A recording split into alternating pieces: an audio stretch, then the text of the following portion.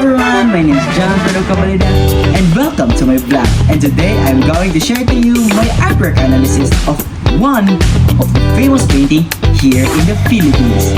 It's called Espolarium by Juan Luna. So let's begin with some basic information about the artwork. The title of the painting is Espolarium, created by Juan Luna in 1884. It is an oil on canvas painting and is currently displayed at the National Museum of Fine Arts in the Philippines. Espolarium is one of the famous Filipino paintings here in the Philippines. It shows dead and wounded Roman gladiators being dragged after the battle while their families mourn in the background. Juan Luna spent about 8 months completing this masterpiece.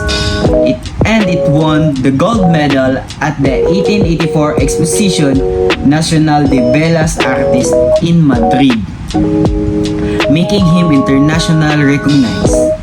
So now, let's talk about the historical context. So what is the historical context of the painting? The painting was created during the Spanish colonial period in the Philippines. Even though it shows a scene from ancient Rome, many Filipinos believe it symbolized the suffering, apprehension, and injustice experienced by Filipino under the Spanish rules. Next is my artwork analysis. First is, let's look at the colors. Juan Luna used the dark shades of brown, gray, black, and red.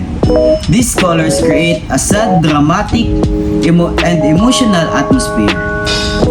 Red represents blood, violence, and sacrifices. Second is composition. The dead gladiators are placed in the center of the painting, making them the main focus.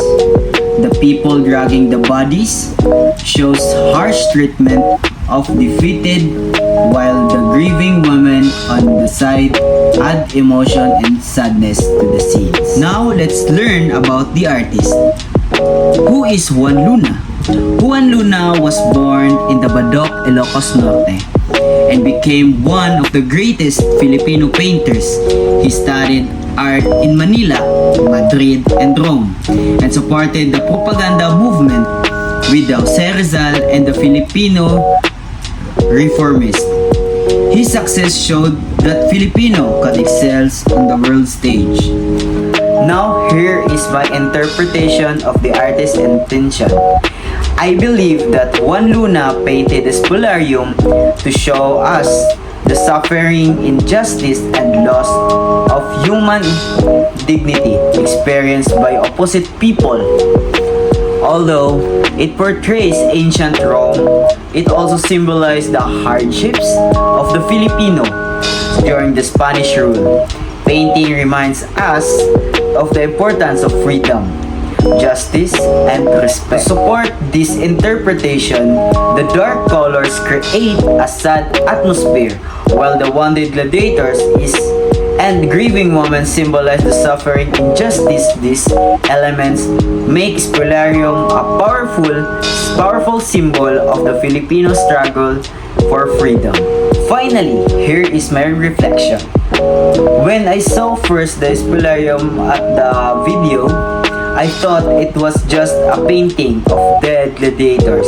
But after learning about the history and meaning, I realized that it tells a powerful about suffering, injustice, and the fight for freedom. I felt the sadness shown through the dark colors and emotion in the painting.